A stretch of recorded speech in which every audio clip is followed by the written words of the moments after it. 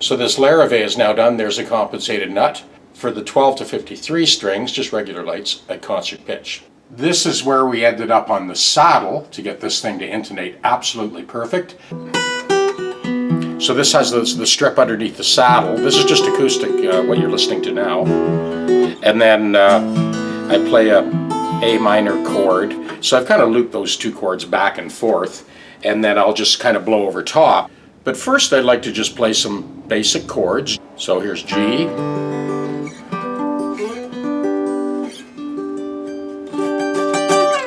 D,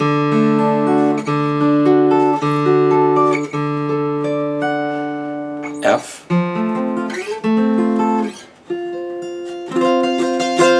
C,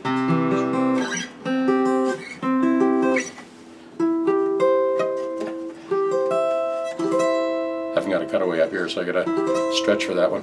Here's an A.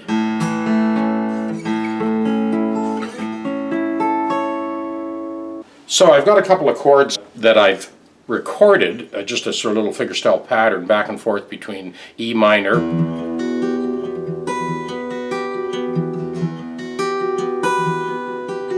to A minor 9 to be exact.